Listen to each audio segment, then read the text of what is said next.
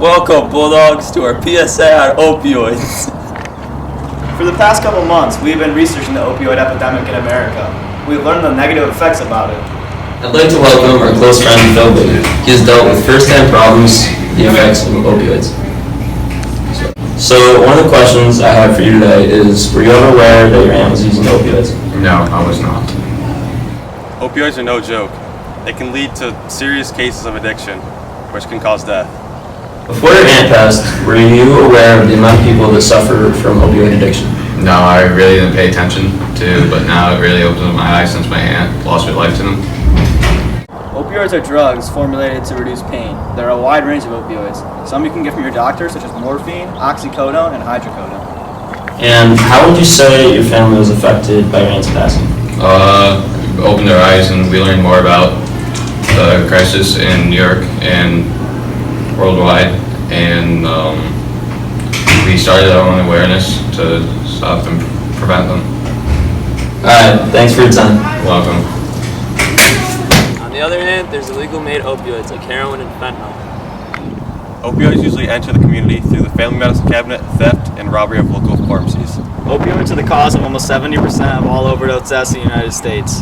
Drug overdoses kill more people in the U.S. than car crashes. More than 2 million Americans have become dependent on or abused prescription painkillers or illegal street opioids. Opioids are overprescribed by doctors every day, and America is one of the leading consumers of opioids. Every day, more than 130 Americans die from an opioid overdose.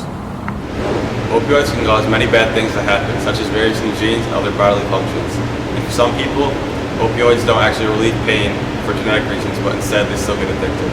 If the mother stops taking opioids instantly, then the infant and her health can be affected.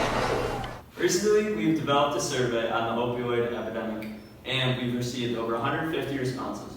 The results of the survey showed us a lot on the people's knowledge on the topic of opioids and how they feel about the highly addictive drugs. According to the results, 96% of the people were aware of what opioids were prior to taking the survey. Almost 2/3 of all respondents have taken opioids in their life. Roughly 44% of those who took part in our survey were in the middle on whether or not they believed opioids were harmful or effective, with a 1 being those who believe opioids are not needed and a 5 being those who believe opioids are extremely helpful. As you can see, many people believe that opioids help and reduce pain.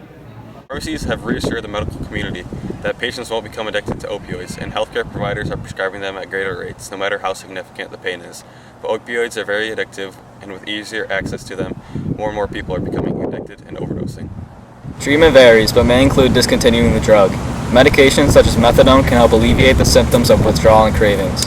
Pairing medication with inpatient support programs generally has the most success. There are many treatment therapies. Some include opioid replacement therapy, counseling, and gradual discontinuation of opioids. Vaccines are also under development to treat addiction, which will target opioids in the bloodstream and prevent them from reaching the brain and getting a feeling of euphoria.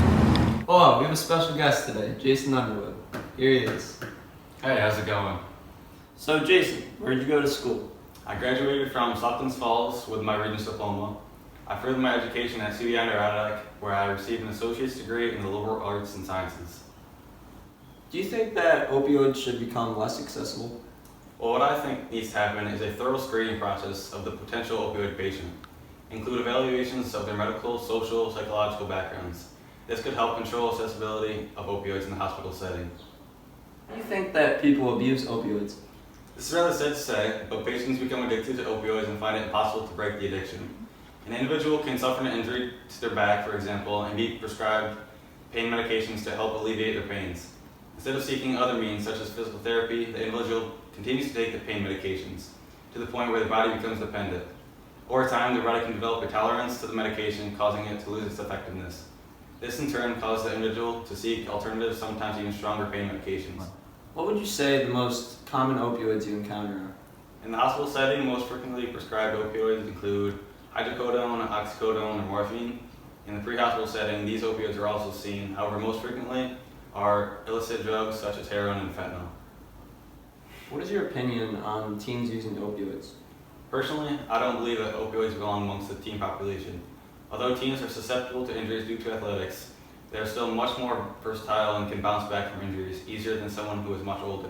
Most times, simple remedies such as rest, ice, stretching, and Tylenol for treatment is sufficient. Opioids should only be prescribed in extreme situations. What do you think can be done to decrease overdose rates in America? To combat overdose rates, a few options to consider are thorough and concise background checks on patients, improved patient education, and perhaps prescribing less potent medications and in smaller dosages.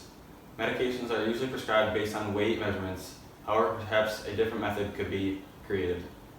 Throughout the past 100+ years, a variety of famous people suffered opioid addiction. Elvis Presley, the king of rock and roll, died in the mid-70s from an apparent drug overdose. An autopsy later found a large amount of painkillers in his system.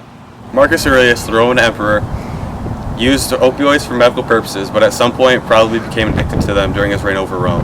Kurt Cobain, the lead singer of the band Nirvana, used heroin to deal with the stress of the band. He didn't overdose, but it led to him killing himself. Prince died at age 57 from an accidental overdose on fentanyl.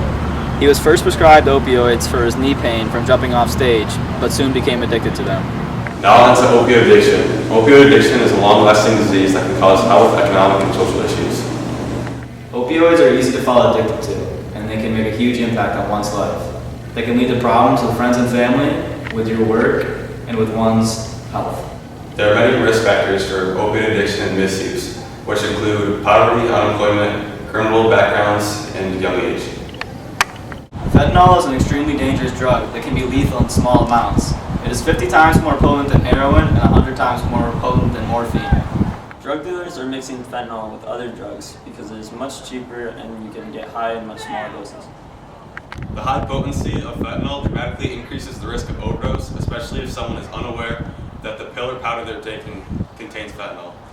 This concludes our newscast on opioids. We talked about opioids and their effect on our bodies. Looked at how addiction is formed and how it is treated. Looked at some wild statistics on how many people are affected by opioids daily. We talked to a professional where we increased our knowledge on this topic. We also talked with our good friend Phil, where we learned the personal impact of an opioid overdose. We hope you liked our PSA and that it informed you on the topic.